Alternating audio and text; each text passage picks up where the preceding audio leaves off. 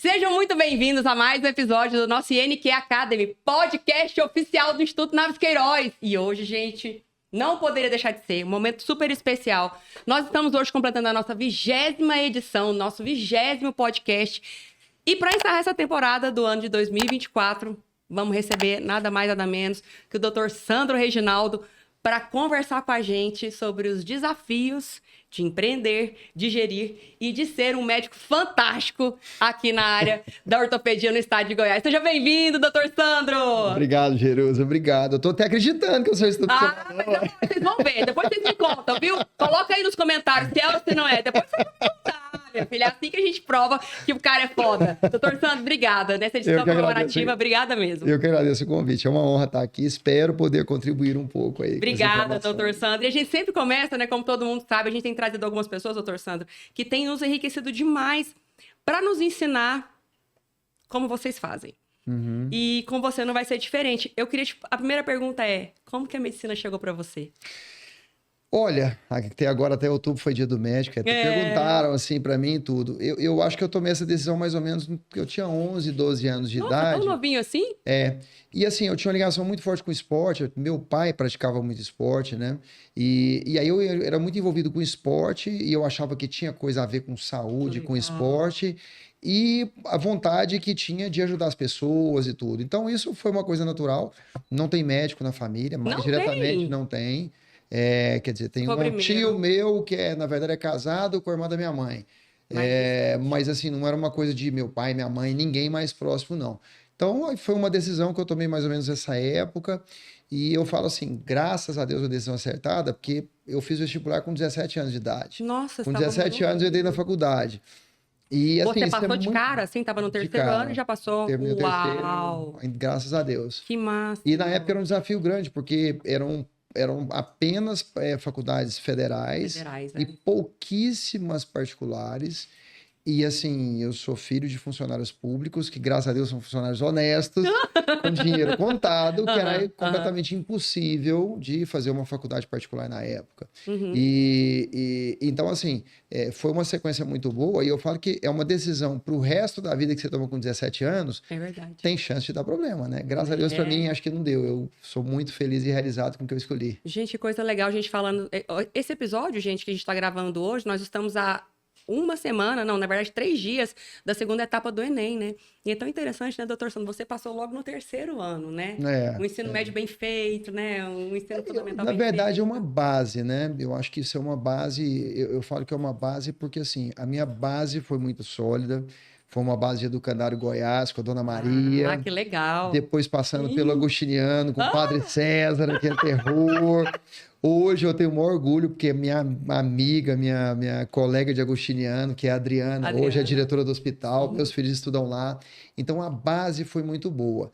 Nesse caminho aí, eu dei umas descambadazinhas assim, 1, 2 anos, mas quando foi o ano do vestibular para valer mesmo, eu tinha uma base muito sólida para puxar. Então, acho que isso aqui fez a diferença. E quando você entrou na faculdade, doutor Sandro, a cirurgia de ombro, cotovelo, punho, já veio para você nisso como uma decisão imediata, ortopedia ou não? Não, não é uma coisa. É o que eu falei, eu tinha um vínculo muito grande com o esporte. Com o esporte. Então, isso era uma coisa forte.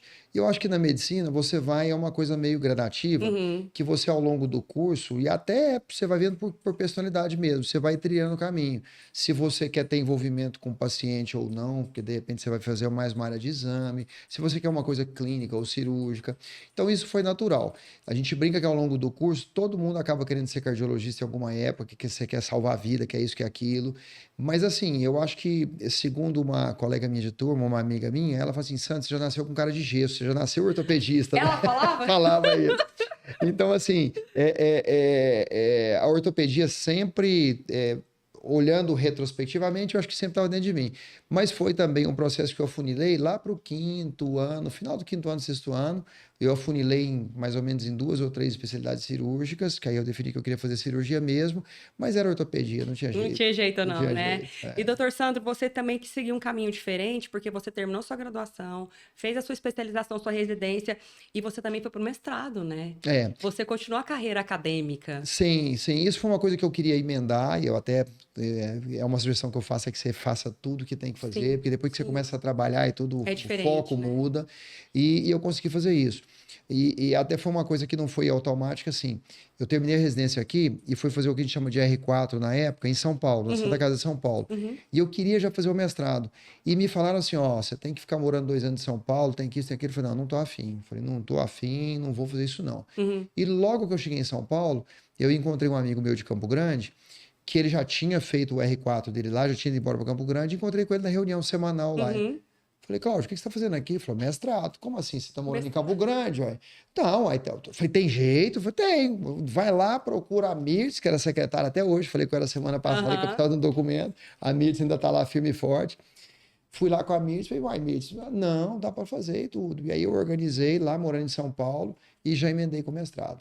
Então, Nossa. assim, hoje eu acho que essa parte aqui até está mais acessível, porque a própria Universidade Federal aqui e outras universidades também oferecem isso. Você tem hoje muito crédito que você pode fazer à distância. Então, tem várias facilidades, mas na época era muito difícil. Então, eu fiz o mestrado, eu fiz os primeiros créditos, eu estava fazendo a especialização em São Paulo, Uhum. mas depois eu vim embora. Eu brinco assim, que logo de cara eu me achava o médico mais importante do mundo e o cara com a agenda lotada, porque assim, eu só atendia segunda-feira, aí à noite eu pegava um avião, Aham. ia para São Paulo, ficava terça, quarta e quinta no mestrado lá, Aham. aí sexta-feira eu voltava e atendia, sábado eu operava, e falei assim, nossa, eu sou famoso demais, mas não era nada, eu atendia meia hora por semana, qualquer menos durante a agenda, né? Então foi assim, foi um vai e vem muito grande para fazer os créditos e tudo. E outra coisa, acho que o pessoal de hoje nem imagina, porque hoje, sei lá, abre o computador, PubMed, isso aqui e tal. Na Sim. época era assim, você fazia uma pesquisa, Uhum. aí tinha uma secretária lá no pavilhão, que a gente chama, que é o pavilhão Fernandinho Simons, que é a área da ortopedia da Santa Uhum. Casa. Você ligava lá e falava assim, Soninha, preciso desses artigos aqui. Aí a Uhum. Soninha pegava, falava, não, doutor Sandó, eu vou lá na biblioteca da USP, aí ela ia lá na biblioteca da Nossa Senhora. USP, solicitava, depois de uns 15 dias ela pegava uma xerox para depois botar no correio. Então era assim, era um processo de 30, 40 dias para chegar um artigo para Uhum. E mim. você conseguiu terminar no tempo correto? Consegui, na verdade consegui. Uau, que Teve massa. alguns dissabores burocráticos na época, algumas coisas que me atrapalharam um pouquinho o crédito, mas consegui, graças a Deus, em 2001, defendi minha tese e cumpri essa Que etapa. bênção, né, Sandra? E o É. mestrado fez diferença para você como professor? Olha, sinceramente, não muito. Uhum. Não muito num primeiro momento. Primeiro eu fiz assim, eu acho que as coisas você tem que fazer porque você gosta, porque você tem objetivo, e dependendo do que você quiser trilhar. Uhum. E a vida, às vezes, você vai fazendo algumas curvas. Então, no meu projeto de vida lá, quando eu fiz a Uhum. residência e tudo, o que eu queria? Eu queria ser professor e queria tocar minha vida na clínica. Eu não queria ter emprego público, nada, eu queria ser professor. Só que devagarzinho, as coisas vão acontecendo, você vai vivenciando, e a questão de ser professor da Universidade Federal tem vários meandros aí, que nem vale a pena muitas vezes entrar Uhum. nesses aspectos. E na época eu acabei ficando 5 anos como voluntário lá no HC, sem ganhar nada, Mesmo? trabalhando, dedicando. Um apoio fantástico do Rui Rocha, que é um amigo Uhum. meu, cirurgião de ombro, foi meu professor, virou meu amigo e me incentivou, ele que me fez ficar na faculdade. Olha que legal. E aí acabou que apareceu um concurso para técnico administrativo, para Uhum. médico, né? Não, Uhum. não a carreira de docente. E Uhum. eu acabei passando. E já tinha 5 anos que eu estava lá sem ganhar nada e tudo, e a vida vai mudando, porque você vai assumindo mais Outras responsabilidades e tudo. E aí eu entrei como técnico administrativo e acabei me estabelecendo. E como técnico administrativo, eu acabei fazendo o que era o meu foco maior, que era ficar mais com o residente, cuidar de cirurgia, de ambulatório, de parte assistencial. Uhum. E aí, nesse aspecto, o mestrado não faz tanta diferença Uhum. do ponto de vista disso, porque na carreira do docente isso faz muita diferença, né? As Com certeza. titulações, publicações, isso tudo vai contando as escadinhas dele. Uhum. Então para mim, não fez muita diferença nesse sentido em si. É uma coisa que você tem que fazer porque você gosta, porque vai te dar uma satisfação pessoal. Por exemplo, agora Eu tô começando o doutorado, não me pergunta por quê. Eu ia te perguntar isso agora. E lá vem doutorado ou não? Lá vem ou não? Com 20 anos de atraso, mas agora acho que vai. Vai?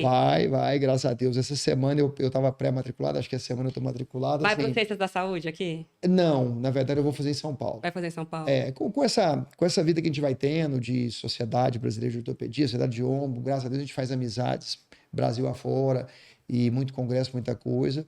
Eu acabei recebendo um convite para fazer lá pela Escola Paulista de Medicina, pela Unifesp. Então, assim, vamos ver se vai dar certo aí. Nossa. Tomara que dê, porque graças a Deus nunca deixei nada na metade da minha vida. Não. Que massa, então, doutor Sandro, parabéns. Você citou o doutor Rui Rocha, né, que era uma grande inspiração mesmo em cirurgia de ombro, né? Já tive a oportunidade de trabalhar com alguns casos dele. Mas, e aí veio o ombro para você, veio o cotovelo, né? E essa é uma paixão. Linkando isso ao esporte, doutor Sandro, teve a ver essa paixão do esporte, do doutor Rui ter te influenciado? Ou acaba que foi uma decisão mais sua mesmo? Não, na verdade, também durante a residência, hoje eu acho que o pessoal mais novo, essa geração mais nova, eles até tomam a decisão mais cedo. Você percebe, às vezes, na residência, que o residente já entra assim, eu quero fazer mão, eu quero fazer pé. Que não é uma coisa muito boa, porque você tem que abrir o leque e tudo. Mas ao longo da residência, eu acho que tem a empatia com o chefe daquela área, que eu acho que conta também, e o que você gosta e o que você não gosta. A questão não é só empatia, porque se fosse empatia, eu tinha uma ligação muito forte, por exemplo, com o doutor Edegmar, de pé. De pé. E foi uma coisa que você fala assim, gente, não vou fazer pé de jeito nenhum. Primeiro trabalho que eu apresentei em congresso foi um trabalho sobre hálux valgo, com o Edegmar me orientando, e ele me dava maior força, tudo, fiz um monte de trabalho com ele, tudo. Até escrevemos juntos um livro sobre a história da ortopedia da Universidade Federal de Goiás. Então, assim, tinha esse vínculo muito forte, mas nunca passou, assim, efetivamente pela minha cabeça para cirurgia de pé e tornozelo. Então, você vai vendo e vai trilhando. E, na verdade, eu escolhi fazer duas coisas. Eu escolhi fazer quadril, na época, quadril e ombro.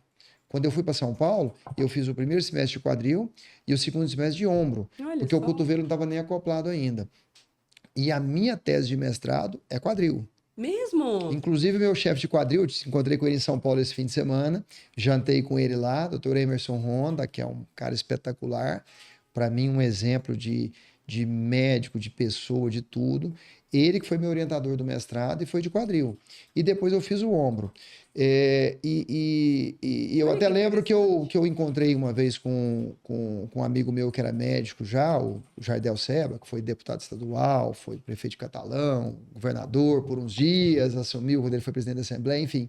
E era uma pessoa muito ligada. E eu falei para ele que estava fazendo quadril, eu falei assim, não, você vai escolher um. Eu falei, não, vou fazer os dois. Ele falou, não, você vai ver, depois você me conta. E acabou que foi isso mesmo. Eu voltei para Goiânia no final de 97, fazendo quadril e ombro. Só que assim, eu tinha um amigo e irmão muito próximo, o Paulo, que você conhece bem, Dr. Paulo Silva, e a gente operava tudo junto. E o Paulo era simplesmente um foguete, um cara que eu nunca vi na vida operar daquele jeito. Que legal. Um dom, uma coisa. Então, assim, e a gente operava junto e chegou num ponto que o Rui me puxou para o ombro lá na faculdade e eu fiquei muito ligado com o ombro e trabalhando junto com o Paulo, que era um canhão no quadril. Aí, em 2001, eu sentei com o Paulo, bati nas costas dele e falei, ó, toca esse quadril aí que eu vou para outro canto aqui. Gente, que legal! E aí, nessa época até eu aproveitei e voltei para São Paulo e fiquei um tempo lá acompanhando um professor que virou amigo também, o Dr. Marcelo Fregonese, que fazia só cotovelo. Porque na época eu fiz o ombro, era só ombro, não estava junto. E ombro e cotovelo andam juntos. Então, a partir de 2001, aí foi mais para o ombro. Então, assim, uma série de fatores que tem, O esporte, ele ajuda nas decisões? Às vezes até ajuda, mas, assim, a subespecialidade mesmo, não. E aí você vai vendo que é o que eu falei lá no começo, de escolher também a profissão e a especialidade e tudo, você vai vendo até que é o estilo da pessoa mesmo, a personalidade, porque o paciente de quadril, ele tem um perfil completamente diferente de um paciente de ombro. O paciente de joelho, geralmente é aquele boleirão, que joga bola, que machuca e tal. Então eu brinco assim, que talvez, pela minha vivência de clube, de esporte, talvez eu poderia ter feito cirurgia de joelho, que né, eu estava ali no meio do futebol e tudo. Sim. Talvez eu não devesse nem fazer ortopedia, devesse fazer cirurgia plástica, porque eu me relacionava com todo mundo e tal. Mas eu, graças a Deus, eu fiz ortopedia, graças a Deus eu fiz ombro e cotovelo, tudo que foi, eu falei, não arrependo de Mas nada. é interessante ver o seu caminho, né, doutor Sandro, para chegar até aqui, né? Isso é interessante. Não é um caminho linear. E nunca é, né? Não tem assim. Eu acho que as coisas têm. E tem uma revista, Jerusa, interessante. Tem muito tempo. Eu guardei essa revista, deve ter coisa muito mais moderna hoje, mas essa para mim marcou muito. Sim. Que foi assim. Aquela revista Você S.A., Sim. uma revista de empreendedorismo, e na época eu gostava de ler essa revista. E eu comprava, até assinei uma época e tudo, e uma das capas dela, é até um coração na capa e tudo, eles falam de uma pesquisa que eles fizeram lá nos Estados Unidos, eles têm dados de tudo, né? E eles pegaram lá os 100 caras que viraram trilionários, sei lá, e foram entender como é que foi o caminho deles. E eles viram o quê? Que um número alto, não me lembro de cabeça aqui agora, mas sei lá, mais de 90% dessas pessoas, elas escolheram fazer o que elas gostavam. E apenas sei lá, 10%, elas gostavam de alguma coisa e falaram assim, eu vou fazer outra porque dá mais dinheiro, para eu ganhar dinheiro depois fazer o que me dá prazer. Olha só. Bom, concluindo, a conclusão é que assim, da reportagem, é que você tem que fazer o que você gosta. E é verdade. E naturalmente, essa parte financeira, ela Vai vem. vir, né? Vem se você gerir direitinho a sua vida. Então, as decisões foram feitas assim. Eu até brinco com o pessoal do quadril, que eu falo assim, eu sou burro, né? Porque quadril, teoricamente, é uma especialidade que é muito melhor do ponto de vista de suporte financeiro de curso, os códigos pagam melhor, você tem porte maior de cirurgia, tudo e tal. E eu tive para fazer quadril na mão e ombro, e eu escolhi ombro. E eu não arrependo nada. E o que você vai vendo? É o estilo de paciente que você tem. Então, por exemplo, você pega lá um fisioterapeuta, o cara fala assim, nossa, eu adoro fazer musculoesquelética. Mas sabe o que é? Acho que neuro dá mais dinheiro. Então eu vou ficar 10 anos fazendo neuro para juntar dinheiro para fazer música esquelética. Não vai rolar, né? Não vai rolar. Ô, Sandra, é interessante você falar isso porque a gente tem que ser intencional na vida, né? E as pessoas não cuidam da carreira como se cuidasse de uma empresa. Na verdade, a gente não consegue ser empresário, né? A gente não consegue gerir a nossa carreira. E eu sempre falo isso para os meus alunos, sabe, da pós-graduação, que a maioria, Sandra, eles me procuram, é o seguinte, qual que é a pergunta? Jerusa, qual que é a área da fisioterapia que está dando mais dinheiro atualmente? E a gente sempre brinca, né? Que quem dá dinheiro são outras pessoas, né? Mas a gente vai ter que trabalhar mesmo, né? E aí você imagina você viver uma vida sem intencionalidade, sem foco, sem disciplina, para viver uma vida só por conta de grana, que não vai rolar, porque tem hora que não tem grana que suporte, não é assim?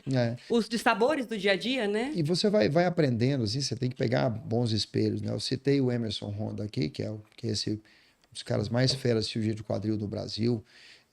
Hoje, acho que na minha opinião, continua sendo, tem excelentes cirurgiões, tem uma outra geração, tem grandes amigos que são feras também, mas eu fiquei com o Emerson lá 6 meses, assim, o dia inteiro, né, de imersão, e eu lembro de um episódio que eu falei que você vai lá, quando eu fui para lá em São Paulo em 97, não era um mundo globalizado igual hoje, nem nada, então eu chegava lá, a minha maior alegria era quando o chefe marcava a cirurgia lá no Sírio, no Oswaldo Cruz, por causa do lanche que tinha lá, né? Porque aí eu não ia poder comer. Então não vou comer o PF hoje, não. Hoje eu vou comer um lanche bom lá no hospital. Melhor, né? Melhor. Então era outro mundo. É isso mesmo. E aí, um dia nós fomos operar, eu fui operar com o Emerson, fui operar um paciente num outro hospital que a gente estava acostumado, que um colega ortopedista tinha chamado ele para operar, para fazer uma prótese de quadril e tudo e tal.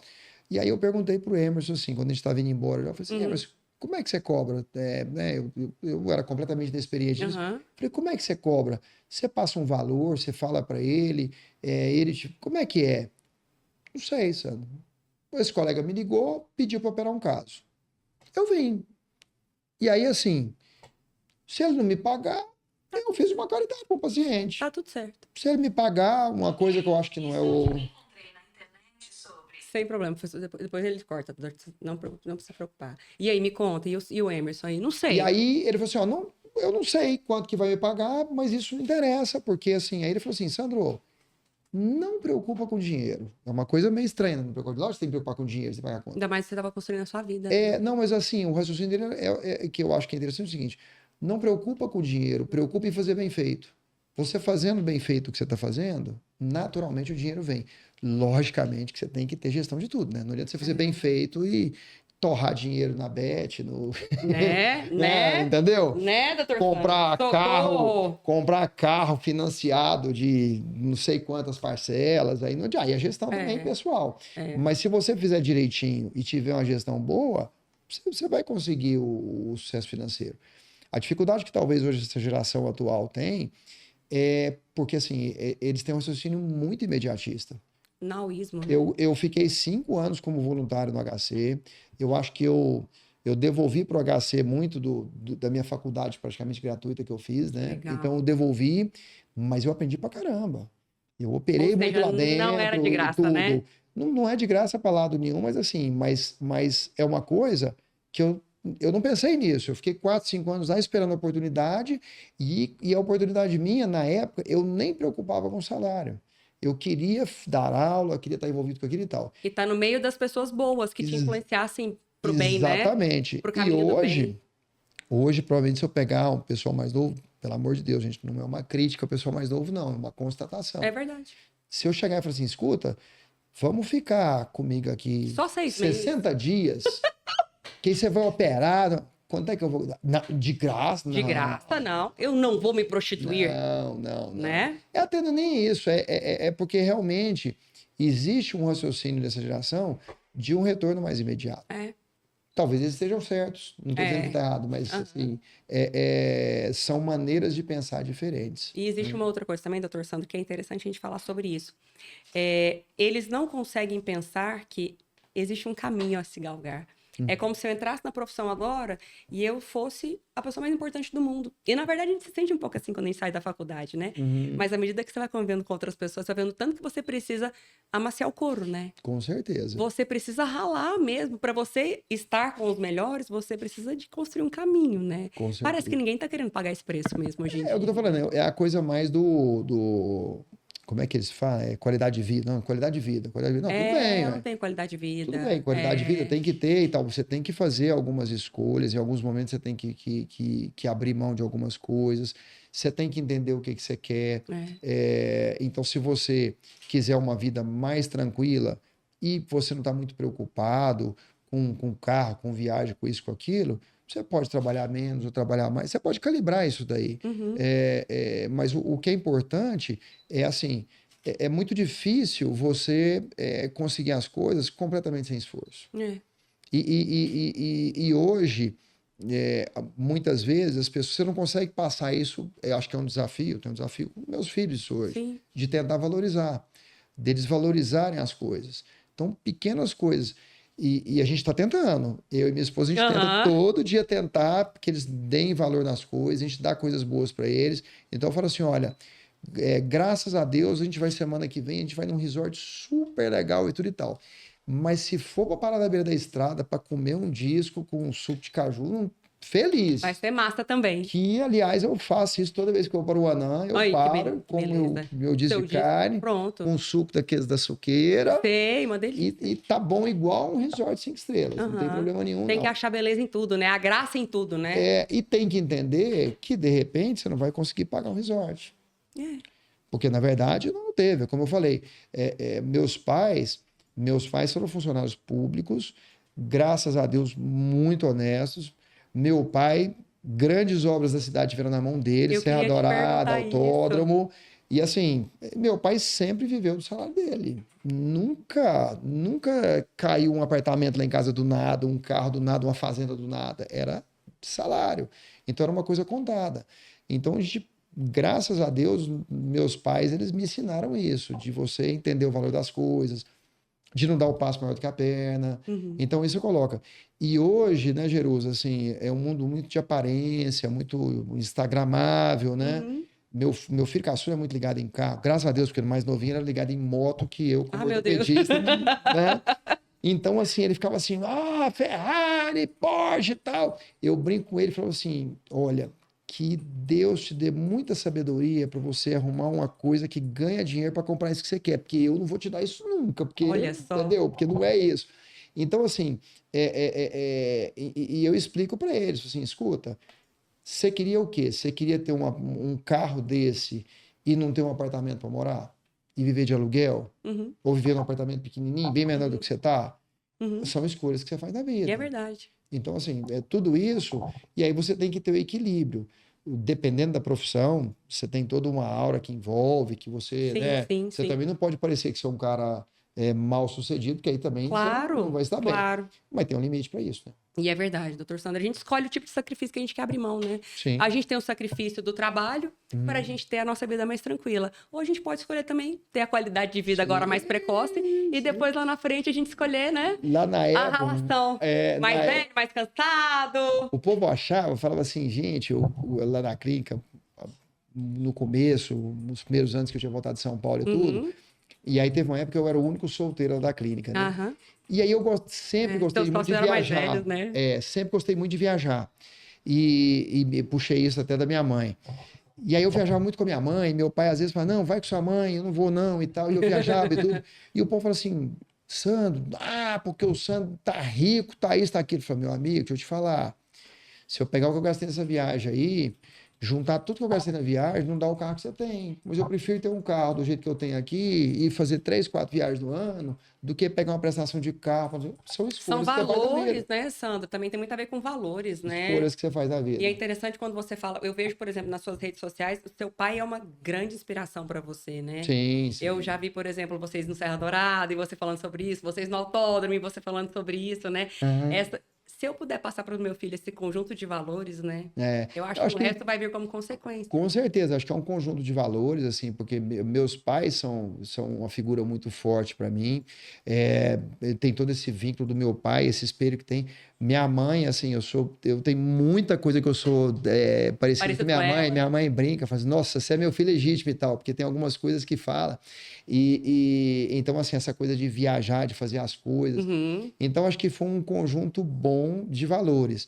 E é o que a gente tenta passar para os nossos filhos, assim, valorizem seus pais, valorizem seus avós, porque eu acho que isso é importante, porque você tem que ter vínculo pessoal, vínculo familiar. Porque, na verdade, quando você passa os apertos, é quem vai ficar do seu lado. É para lá que a gente volta, não é? É quem vai ficar do seu lado. É quem vai ficar do nosso lado, e é verdade. O doutor Sandro, e aproveitando, assim, a sua visão de cidadão um pouco cosmopolita, como você falou, né, que gosta de viajar, que gosta de estar com as pessoas, já aproveitou um mestrado lá em São Paulo, fez várias pontes. Eu queria puxar um pouco pro networking, né, que eu vejo que você é um cara extremamente bem relacionado dentro da sua sociedade, e não só na sua sociedade, porque agora eu acho que você está se expandindo para outros horizontes também, né? E eu queria que você comentasse um pouco sobre isso, sobre esse poder do relacionamento, né? Da gente estabelecer pontes seguras. Você citou o Dr. Paulo Silva, na semana passada o Dr. Leandro estava aqui, e eu sempre vi que sempre foi um laço muito estreito entre vocês, né? Então, assim, existem as amizades que são para sempre, existem as amizades que são transitórias, existem amizades que te favorecem, mas o poder desse network da amizade, eu acho que você tem isso muito forte com você, não é? Eu acho que sim, não sei, eu acho que sim, mas é uma coisa que eu gosto. E em algum momento da minha vida, Jesus, eu não sei, talvez lá para os 15, 16 anos de idade e tal, em algum momento da minha vida, eu entendi assim, que todos nós temos defeitos e qualidades, e que você tem que, em cima disso, calibrar o tanto que você vai conviver com aquela pessoa ou não. Então, assim, a pessoa que tem muito mais defeito que qualidade, você não vai ficar beirando muito. Mas, de maneira geral, eu acho que você tem que tratar bem as pessoas, nunca é demais tratar bem as pessoas. Quanto mais humilde, melhor tratar. E assim, porque isso volta. De vez em quando você toma umas rasteiras na vida que é natural. Não tem jeito. E nesse aspecto de network especificamente, eu falo que 1997 foi um ano mágico da minha vida, porque assim, hoje a gente está num mundo globalizado de WhatsApp, de Instagram e tudo, mas antes não era assim. Era no A minha irmã tete-a-tete. e assim, era uma dificuldade de comunicação. A minha irmã morou nos Estados Unidos uma época, a gente conversava com ela uma vez por mês, era caríssimo o telefone. Um DDI. Uma vez por mês no domingo, aí juntava e botava o assunto em dia. Ela morava em São Francisco, na Califórnia. Teve um terremoto uma vez que a Bay Bridge caiu uma parte em cima da outra, foi um terremoto horroroso. Minha irmã morava lá. Meu Deus. A gente teve notícia que estava tudo bem com ela, mas 3 dias depois que a gente foi conseguir falar com ela. Então, veja, é outro mundo. Hoje, qualquer lugar que está, você faz uma chamada de vídeo e pronto. Então, por que eu estou falando isso?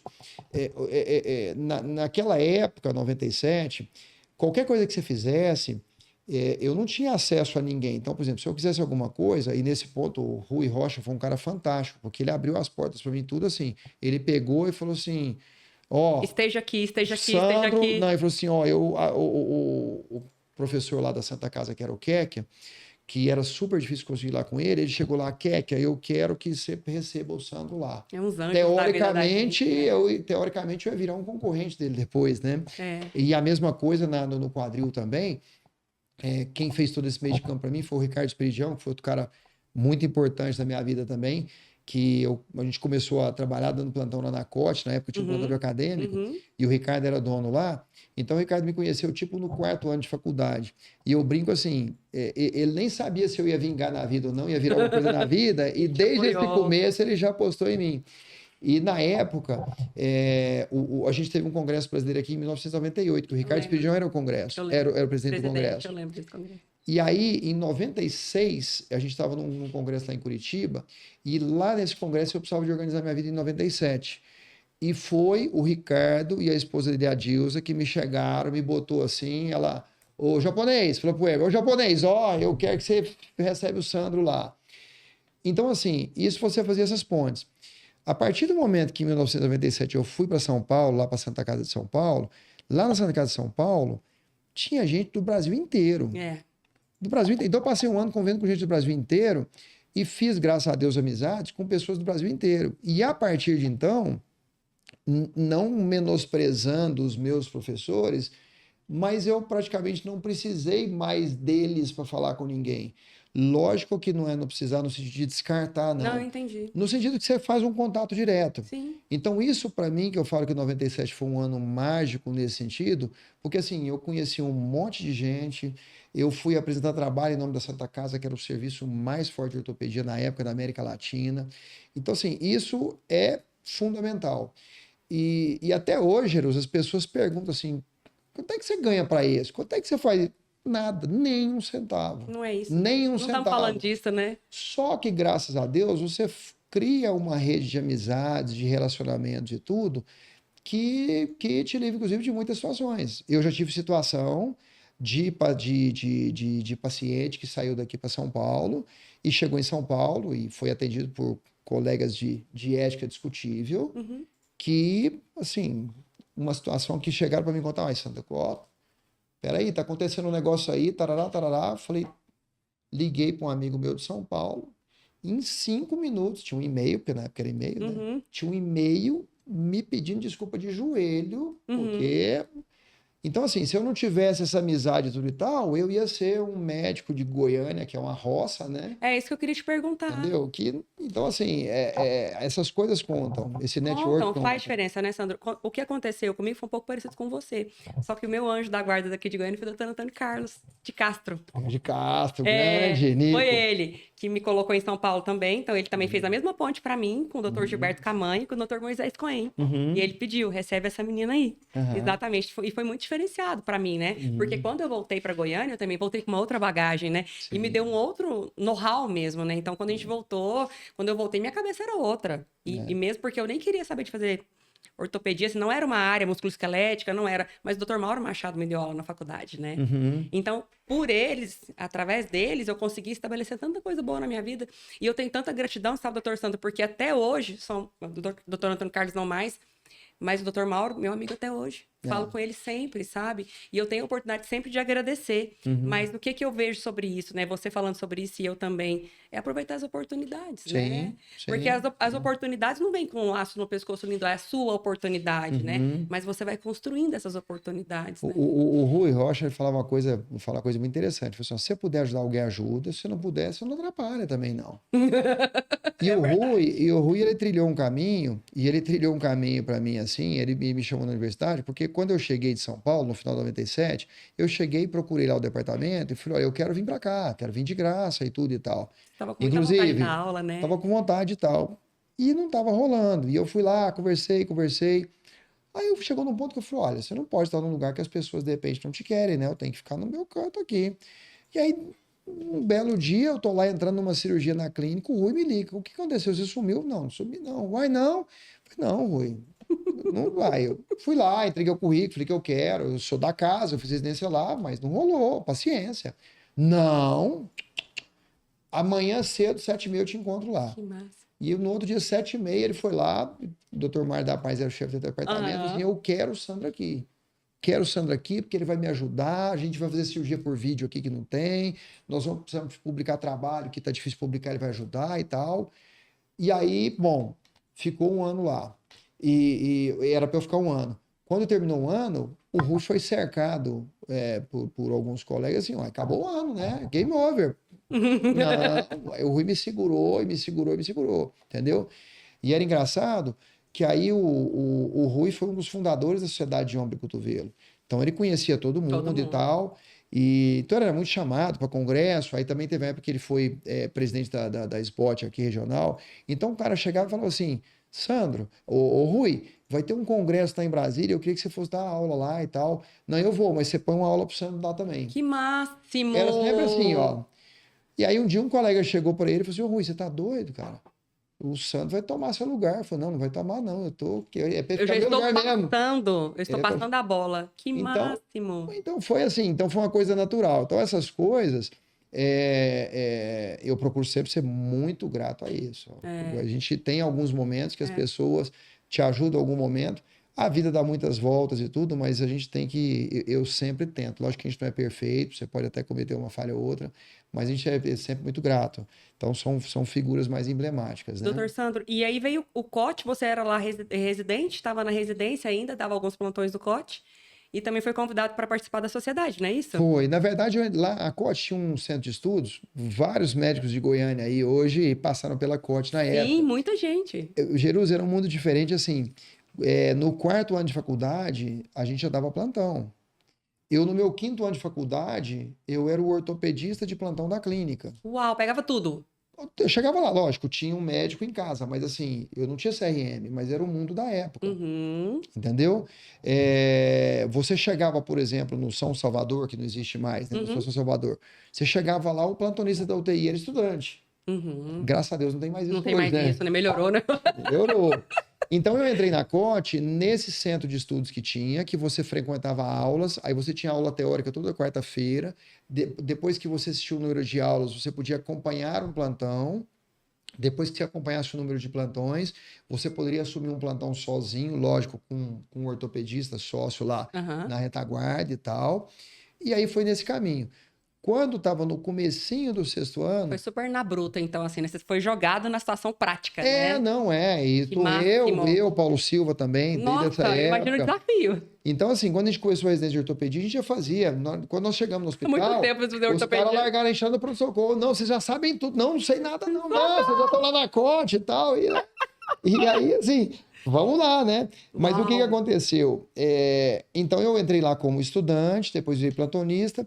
Aí, quando eu estava no comecinho do 6º ano, que era o internato, que eu fui para São Paulo, fazer o internato lá, o meu pai me ligou, falou: ó, Sandro, eu fui procurado aqui por um sócio da COT, que ele está querendo vender uma parte das cotas, e o pessoal lá gosta muito de você e tudo e tal, e eu não sei o que você quer fazer. Eu falei: pai, 99% que eu vou fazer ortopedia, se isso daí der certo... 100%, fechou. Uau. E aí ele foi lá e comprou as cotas para mim. Que máximo!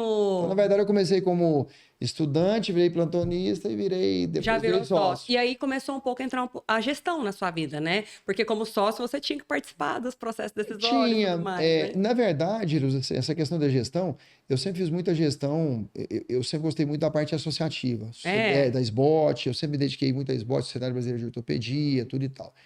Aí, paralelamente, vai arrumando as encrencas na vida. Eu jogava muito futebol lá no clube, no canto, jogava tênis e tudo. A gente organizava os torneios lá de médicos, de tênis, tinha os torneios de futebol e tudo e tal.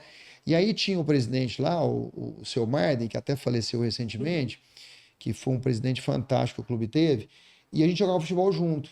E aí o seu Marden veio atrás de mim, porque ia ter uma nova eleição lá e tudo, e ele ia candidatar à reeleição.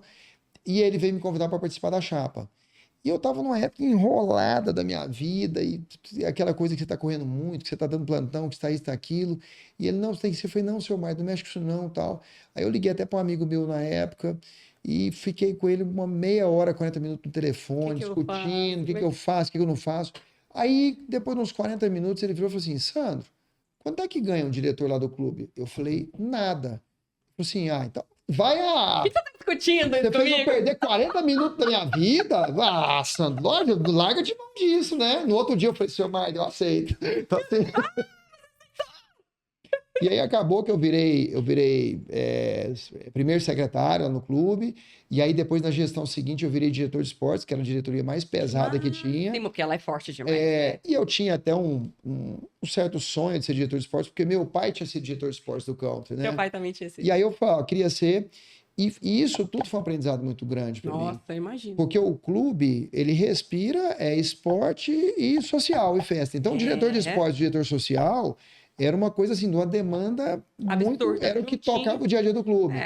Então, foram 4 anos que eu fiquei ali, organizando torneio de squash, um boom de squash na época. Então, torneio de squash, aí de repente tinha torneio de futebol, aí tinha torneio de tênis, torneio de canastra, tinha as mulheres lá que jogavam canastra, vamos lá fazer torneio de canastra. E isso tudo é aprendizado. Tudo isso sem ganhar nada. E junto com isso, sociedade de ortopedia, depois sociedade de ombro. Então eu fui mexendo muito com isso. Na clínica mesmo, eu não mexi diretamente na COT. E eu nem pensava em mexer. Eu até mexi meio por um acaso, que num determinado momento lá, a gente meio que revezava entre os sócios, cada época um fazia e tudo e tal.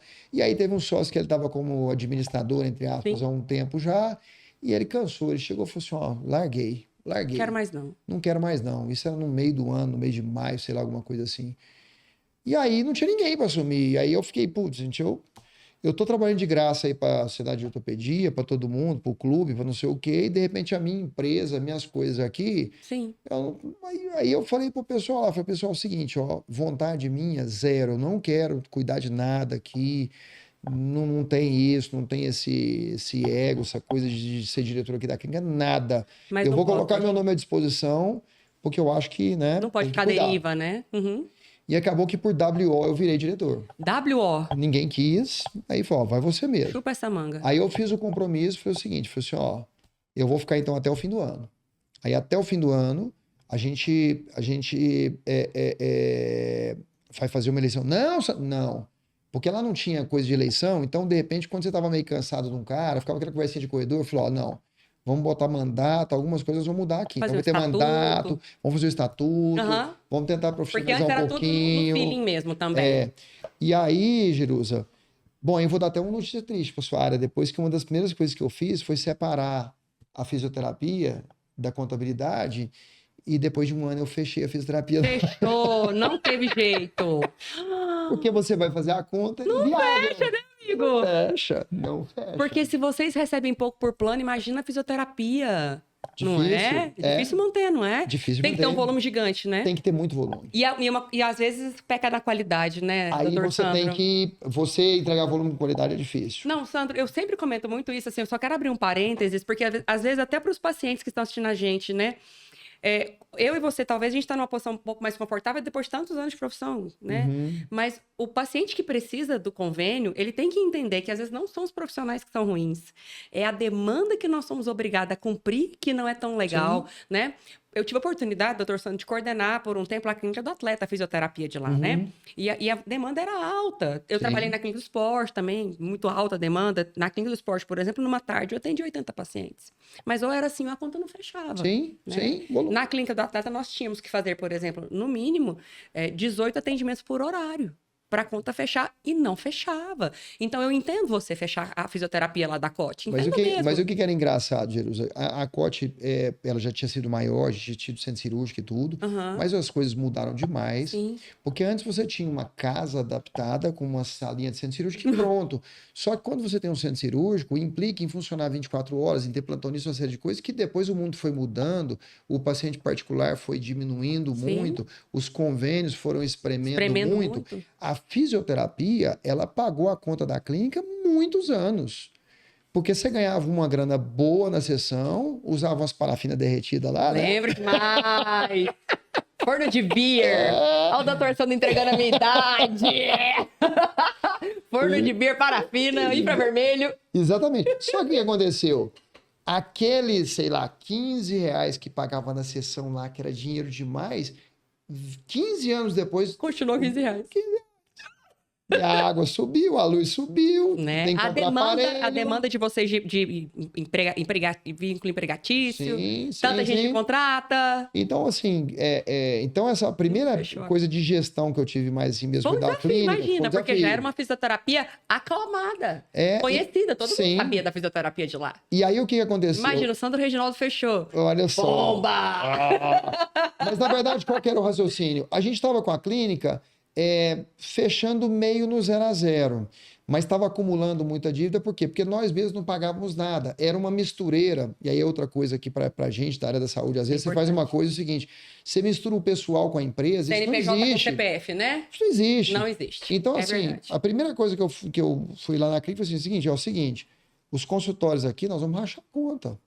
Ah, não, mas eu atendo o paciente no consultório e eu mando o paciente para o raio-x. Não interessa. Imagina o não desafio interessa. para você desmembrar isso. Então, assim, o mais difícil que teve no começo, com os próprios sócios, eu falava assim, nós temos que desmamar da mãezona Cote. Por quê? Porque Pagando a Cote é a mãezona de todo mundo. E a empresa não aguenta Não isso. aguenta. E você tem uma empresa com cotas diferentes dos sócios, então não é justo. Então eu falei, o seguinte, primeira coisa que tem, vamos dividir os centros de custo, que era o básico da administração, mas a gente não fazia. Vamos dividir o centro de custo e e o consultório, a gente vai rachar a conta. Deu R$1.000 de telefone, nós somos 10, 100 para cada um. Pronto. E aí, quando a gente separou isso, no que nós vimos? Que o raio-x dava lucro, que o consultório só despesa, né? Precisava Aí nós reverter. empatamos, porque a gente pegou o que era despesa e rachou entre a gente. O raio-x dava lucro. O lucro que o raio-x dava, a fisioterapia tomava. Então, quando você tomava tudo... Olha só. Quando você juntava tudo no mesmo bolo, tava indo. Só girava dinheiro. Tava indo. Não, tava indo. Não, tá bom, tá empatando aqui, tá indo. Não, mas peraí. Então, peraí. E aí a gente tinha um ambulatório lá, que tinha lá os boxes, fazia procedimento e tal. Esse box, a gente viu que ele tinha uma estrutura de enfermeiro, de teste de enfermagem, de funcionário, que ele não era rentável para a empresa, mas que para nós médicos ele agilizava os procedimentos, então esse prejuízo valia a pena bancar. O da fisioterapia, a gente falou assim, cara, não faz sentido. A gente não faz. Que loucura. Então, naquela época, a gente resolveu. Falou assim, olha, para viabilizar essa fisioterapia aqui, nós temos que dobrar, triplicar o número de pacientes. Não vai rolar. Não vai rolar. Não tem jeito, né, doutor Sandro? Não vai rolar. E a gente tomou essa decisão que lógico, a gente não fica feliz em fechar nada nessa vida. Lógico. Mas nessa brincadeira, Jerusa, eu ia ficar 6 meses. Isso que eu te perguntar, ficou de 6 meses ou... 6 anos e meio. Ah, só! Foi ficando. Na verdade é que a gente foi ficando, graças a Deus, a gente tinha uma coisa de... Mudanças ousadas, né? Propostas diferenciadas, né? E assim, a gente tinha já... temos que mudar. Era uma casa antiga, alugada, e a gente não podia investir lá porque não era nosso, então ficava querendo sair do lugar. Aí fez uma Com super duras penas, a gente comprou um lote, mas o lote não saiu do lugar e tal. Enfim, falei, vamos embora, vamos ter consistência. Então, bom, enfim.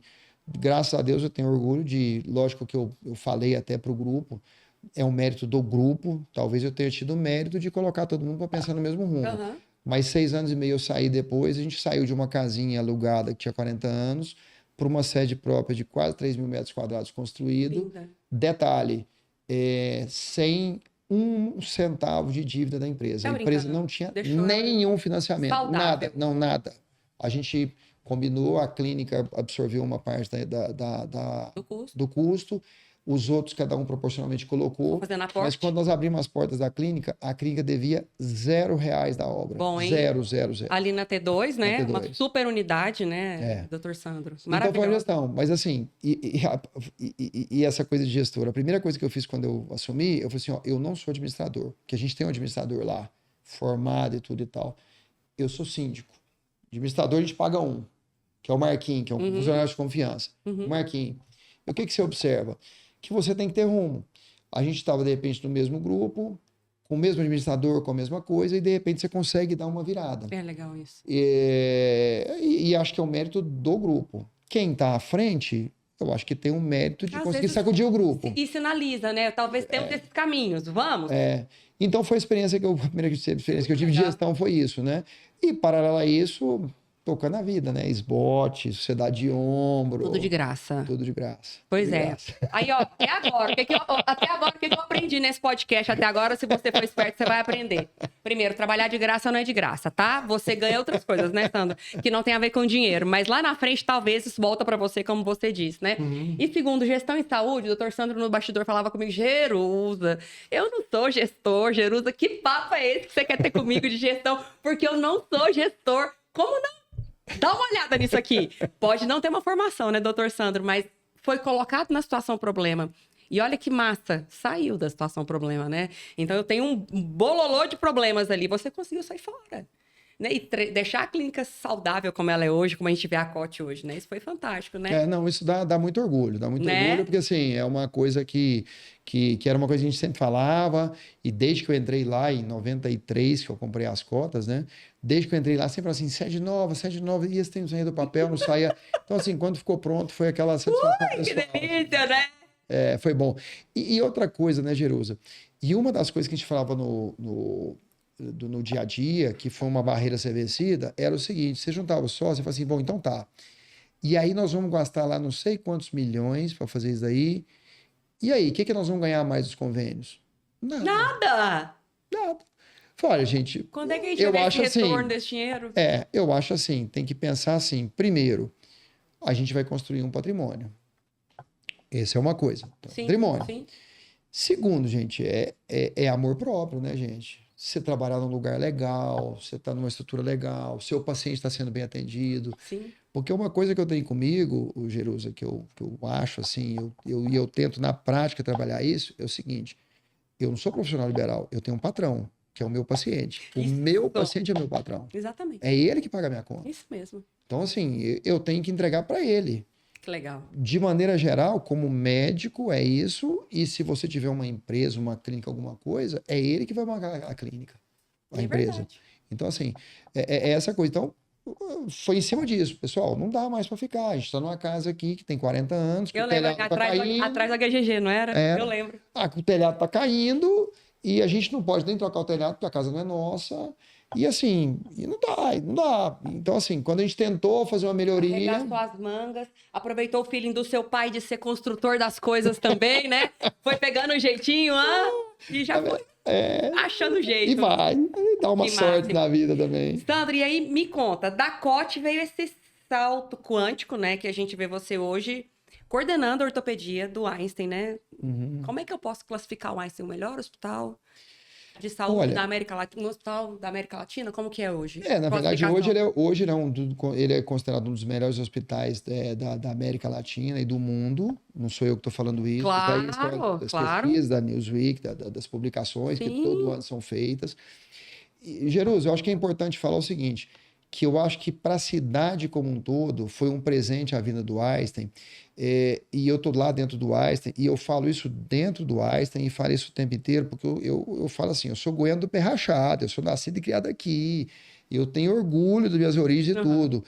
Então a gente tem que entender muito o seguinte, que o Einstein realmente é uma potência, mas a gente tem que entender que tem que valorizar o que a gente tem aqui. Claro. Porque até poucos anos atrás não tinha Einstein e a gente fazia uma medicina muito decente aqui. Super. E o que aconteceu com a vinda do Einstein? Obrigou o mercado, de maneira geral, a se mexer. Sacudiu o mercado, né? Aí você gosta de sacudir, então. Você sacudiu a COT, agora você sacudiu o mercado. Não, mas como diz quem sou eu, o Einstein, tô lá no cantinho. Porque o que diferencia, o que a gente vê hoje, Jerusa, de diferença no Einstein, é porque assim, o Einstein, aqui em Goiânia, ele é muito jovem ainda, mas em São Paulo são 70 anos de história. 70 em São Paulo e... A Goiânia começou em finalzinho de 2019. 2019. Então acho que não completou 5 anos ainda. E o que é diferente? O Einstein de São Paulo é um Einstein gigante. Uhum. Ele mexe com médicos top do top. Uhum. Os pacientes são os mais badalados do mundo. Sim. E se você não tiver uma organização e uma firmeza nisso daí, vira uma bagunça.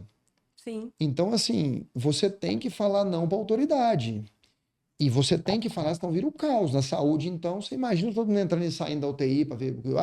Esse cara é amigo meu, eu vou entrar. Não, você não vai entrar, tem regra. Uau. E aqui em Goiânia, Aqui em Goiânia a gente tem, é o que eu falo assim, a Goiânia é uma cidade que tem tudo, tem uma culinária fantástica, tem atrações, tem vida cultural, tem tudo, mas a gente ainda continua com aquela característica provinciana. Um bairrista. Então todo mundo é amigo de todo mundo. Sim, fala com E fulano. você acha que é, então você Dá um chega jeitinho lá lá pra mim. e fala assim, e o paciente, como é que tá aí? É uma coisa que hoje é um choque cultural. Você chega assim e fala assim, nossa, gente, meu amigo tá internado lá na UTI do lugar e tal. Fulano, como é que tá meu amigo aí?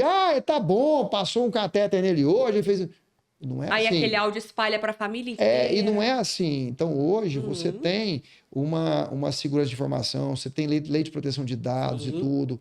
Então, isso tudo são coisas que o Einstein trouxe que não fazia muita parte do nosso dia a dia. Uau. Processos e coisas. Tem desvantagens nisso, porque assim, você perde muito tempo com isso. Eu sempre brinco. Como é que eu marcava a cirurgia antes, nos hospitais em Goiânia? Eu pegava o telefone lá, o João que marca a minha cirurgia, doutor Sandro vai fazer uma artroscopia de ombro na segunda-feira. Tá marcado. E o pessoal lá sabe disso, sabe o material que eu vou usar, sabe o que eu gosto e o que eu não gosto, já tem uma rotina. Mas é assim, o Einstein tem mais processos. Só que esse processo, ele defende o paciente e defende o médico. Porque a chance de você errar, de você negligenciar alguma informação, diminui. Então, você vai marcar uma cirurgia, você tem que documentar no e-mail, você tem que escrever tudo que você quer. Esse tudo que você quer vai para uma central de material, que vai para no seu... Por quê? Porque se na hora faltar alguma coisa, você vai descobrir por que faltou. Ou seja, o que o processo não deu muito certo ali, né? Por que Então, não deu tão certo? O que eu falo, Jerusa, é assim, o Einstein foi realmente um presente para a cidade. Eu tenho o maior orgulho do mundo de coordenar a ortopedia do Einstein, mas de maneira alguma eu desmereço os outros hospitais de Goiânia, as outras coisas, porque são importantíssimas, fazem um trabalho muito legal, e é importante você entender que você tem... existe uma conta a ser paga, e isso tudo é proporcional. É impossível você comprar um bilhete de econômica e a companhia aérea te botar na executiva. Claro. Então você tem agora, não é porque você vai de econômica que o avião tem que cair. Não vai cair. Não vai cair. Mas também não vai ter todo o diferencial que poderia ter, toda a experiência. Então, assim, isso, e aí é interessante você contar, porque você vai assim, como é que você virou coordenador do Einstein? Olha, dentre várias coisas, eu acho que uma coisa importantíssima é que, assim, quando o Einstein veio para Goiânia, os ortopedistas, líderes de ortopedia do Einstein, eram tudo amigos meus da SBOT, que é o lugar que eu nunca ganhei nada para fazer nada. Olha só. Então, assim, Olha a ponte. E aí lá, eu já tive a oportunidade de ser tesoureiro, secretário, diretor de comitê, diretor de comissão de presidente da comissão de preceptores, vários cargos que eu fui, e que, de repente, eu mostrei a minha maneira de trabalhar, a minha maneira de relacionar com as pessoas, a minha maneira de conduzir os processos. Então, assim, muitas vezes, uma coisa que você fez aqui completamente sem remuneração te leva a outros caminhos. Olha isso, né? E esse caminho, né, doutor Sandro? Não, a medicina também eu acho que é um pouco parecida, mas a gente não aprende a fazer gestão na faculdade também, né? Não, de jeito E quando nenhum. você é, entre aspas, exposto a esses processos, como você está dizendo, e todos os POPs, tudo que o Einstein te traz, deve ser um conhecimento absurdo, né? Que é agregado, né? Com certeza. E é até engraçado, porque o mundo corporativo, ele tem siglas, tem gírias, tem não sei o quê, que no começo eu falava, e tal. Isso é isso. É legal. Aí o povo falou assim, não, que agora você vai ter direito a participar dos GMAs.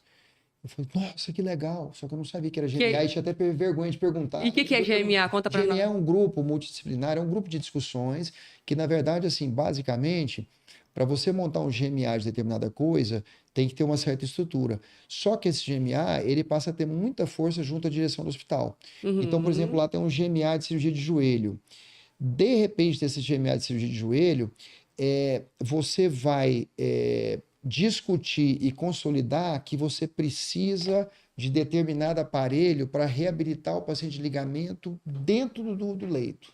Que legal. Porque não é só o médico que tem fisioterapeuta, tem outros profissionais também nesses grupos que vão discutir. Então ele chega assim, escuta, nós precisamos de tal aparelho aqui para reabilitar joelho dentro lá na hora que o cara sai do centro cirúrgico. O GMA decidiu isso, então eles têm força junto à direção. Uau! Então são coisas que acaba que você vai aprendendo, e aí a gente começou a ter acesso a isso. A ortopedia de Goiânia, graças a Deus, ela sempre foi muito bem reconhecida. O Antônio Carlos de Castro que você citou, ele era um cara que era conhecido e adorado pelos cirurgiões de joelho todos. Todo mundo. Fez curso dos Estados Unidos e tudo. Eu tenho um amigo meu que formou comigo há muitos anos atrás, ele machucou o joelho, e aí ele foi com um cara com bam na época de São Paulo e tudo e tal para operar lá, e na época lembrar que não era esse mundo globalizado de hoje, e em São Paulo fazer a cirurgia não era igual assim. E não era para qualquer um também. Não era para qualquer um. O cara chegou e falou assim, não. Por que você não opera com o Antônio Carlos lá em Goiânia? Ele voltou e operou com o Antônio Carlos aqui. Jura? Então assim, a ortopedia especificamente, que é a área que eu atuo mais, a gente sempre teve uma coisa, porque assim, a nossa raiz é muito boa, é a raiz de Geraldo Pedra, que foi o cara que, né, estruturou tudo. Então, acho que esses ganhos que a gente está tendo com o Einstein, não só diretamente com o Einstein, mas é o que eu falei, obrigou os outros hospitais a dar uma sacudida. Falei, não, peraí, olha ali, vamos dar uma olhada aqui. Os hospitais, os profissionais, né? Hoje a gente vê, por exemplo, os grandes grupos chegando também em Goiás, né, doutor? Sim. Parece que a gente está sendo um pouco a bola da vez, né? Assim, esses grandes grupos para gerir os hospitais. Passou um pouquinho esse boom, assim, porque nós pegamos uma época, foi até uma surpresa, acho que para nós mesmos, né, Jerusa? Ninguém esperava que esses grandes grupos fossem chegar aqui. Pois é. E de uma hora para outra chegou Cora, Mater Dei e Einstein. Exato. Assim. E depois eles se assustaram, né? Porque o mercado aqui ele tem particularidades que são desafiadoras. Mas, enfim, de maneira geral, acho que foi muito bom pra gente. Crescemos muito, né? Estamos crescemos, né, doutor Sandro? Sim. Aprendizado constante. Constante, né? Doutor Sandro, só pra gente poder fechar esse bate-papo, porque ele tá precisando sair, tá, gente? Me conta só rapidamente sobre o CEOT, que eu queria muito que você falasse desse grupo que vocês têm de pessoas diferenciadas fazendo uma ortopedia diferenciada dentro do Einstein, não é isso? Jerusalém é que eu falo, assim, você comentou comigo aqui que tem muito fisioterapeuta, educador físico, que ouve aqui o podcast e tudo, e muita gente preocupada, de pessoas mais novas e tudo. Eu sempre procurei da minha carreira, pelo amor de Deus, eu não sou coach de nada não, tá? Mas assim, eu sempre procurei da minha carreira assim, eu sempre pensei assim, o que eu quero daqui 10 anos, 15 anos, 20 anos? Porque de imediato, você dá plantão sábado à noite e você vai ganhar dinheiro. Mas eu falo assim, sábado à noite eu quero passear, quero jantar, quero fazer as coisas. Eu quero fazer uma coisa que eu vou equilibrar. E existia uma situação que eu brinquei agora da executiva, da primeira classe, da econômica, que me incomodava muito, porque assim, eu sempre procurei entregar muito para o paciente de explicar, de dedicar, de fazer as coisas e tudo e tal. Independente de quanto você ia ganhar, né? Independente de quanto você vai ganhar. Se era convênio. E aí chega num ponto que você está num lugar, numa estrutura física, que na época a gente estava na COT antiga ainda, uma estrutura física muito precária e muito tumultuada. E muitas vezes o paciente chegava, eu tive episódio de paciente chegar e, assim, com um cara assim, o senhor só atende aqui? Só atendo aqui. E o paciente com convênio, não estou desmerecendo convênio, não. E aí eu tinha essa vontade assim, gente, eu tenho que fazer alguma coisa diferente. E aí juntou uma conjunção de pessoas que estavam querendo isso. Que foi eu, o Alexandre da Aerobiere, que faz pé, o Junichiro, do joelho, o Paulo Silva do quadril. E no começo também começou um colega da mão. Depois saiu, aí veio da coluna e tal. Depois o grupo foi... Na verdade, eu, o Junichiro e o Alexandre continuamos. O Paulo, infelizmente, faleceu. E hoje a gente tem o Adriano Espiridião, que é filho do Ricardo, que eu tinha comentado. Então, surgiu uma proposta lá no Hospital Unic de ter um espaço lá, da gente ter um espaço lá. E nós falamos assim, vamos fazer esse espaço. E aí a gente, em 2013, apostou no modelo da gente tentar entregar um pouquinho mais para o paciente. E aí aquela história, eu estou atendendo aqui, eu não vou atender mal o paciente aqui, porque está de cá, não. Mas, infelizmente, aqui... Tem fila, é tumultuado, tem 200 pessoas na porta, porque não tem jeito de ser diferente. E tal. E aí, esse episódio que eu contei, que é real, da paciente meio com cara de só atende aqui, a partir de então eu falo, não, eu só não atendo só aqui, eu também atendo em outro lugar. Mas tem um custo isso. Tem um custo. Então... E aí você descobre que tem gente que quer isso. Ainda mais em Goiânia, né? Tem gente Goiás, que quer né, isso. doutor Sandro? Mas é uma coisa que você tem que ter resiliência, você tem que ter muita coisa. Por quê? Porque numa tarde que eu ficava lá nos primeiros meses, primeiros anos, eu atendia um paciente, 2 e tal. Se eu abrisse minha agenda na clínica, eu atendia 30. Com outro perfil, outra coisa. Então a gente fez isso e hoje, às vezes, o paciente vem em mim e fala assim, doutor Sandro, quem que você indica para pé? Quem você indica para joelho? E aí parece que você indica porque é meu sócio. Não, ele é meu sócio porque realmente eu entendo que ele faz uma coisa diferenciada. É o contrário, né? Foi Então a é um grupo, situação, né? exatamente. Que trouxeram vocês para ficar junto. É um grupo que tem uma confiança mútua muito grande. Que legal, vocês Um estão amigos. confia muito no outro. É que eu tenho um problema do meu pai, a gente Ela. sempre olha, o outro olha, tal, coisa. Que legal. Então a gente criou isso daí e graças a Deus foi um projeto que a gente fez de sucesso. E quando o Einstein chegou em Goiânia, assim, casou a situação, a gente acabou fechando nossos consultórios no NIC, ficava até difícil tudo. A gente continua operando casos no NIC, um hospital muito organizado. Super. O pessoal não tem nada a reclamar lá, eles sempre foram muito corretos com a gente. Quando a gente saiu do consultório de lá, inclusive, a gente até falou, olha, a gente está saindo circunstancialmente aqui, até porque não dá para ficar com 3 consultórios. Mas, assim, são planejamentos que a gente fez, entendeu? Uau. Planejamentos e que são resultados. Eu sou, não me vanglorio disso, mas eu sou muito ignorante com o mercado financeiro, com isso, com aquilo. Eu falo que isso daí é aquela aplicação de longo prazo. Então, você tem que pegar, você não tem um dinheiro que você esquece? Esquece. Então, isso daí, eu pegava aquele período, esquece, esse período da minha vida, esquece. Que vai dar um resultado lá na frente, que graças a Deus deu. Deu, né, doutor Sandro? Deus tá dando. E hoje, por exemplo, quando eu preciso achar você, eu acho você só no CEOT, no Einstein, eu quero fazer uma consulta com você, como que eu faço para te achar? Não, doutor?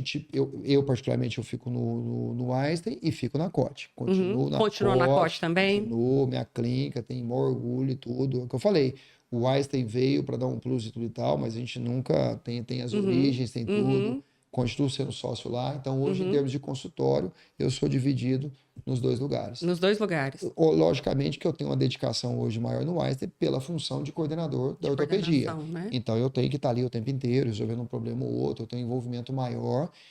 O pessoal do Einstein pediu isso e, naturalmente, se você quiser fazer uma coisa mais bem feita, você tem que estar lá mais no dia a dia. Então... E, doutor Sandro, só para a gente poder fechar, para você poder ir, você falou que muita da sua vida começou pela proximidade com o esporte. Você está praticando algum esporte atualmente? Voltei, graças a Deus, que eu até um tempo atrás eu ia falar que não. Mesmo? Mas eu voltei. Não, é porque assim, eu consegui fazer. O que é o problema, Jerusalém? Eu sempre gostei de esporte.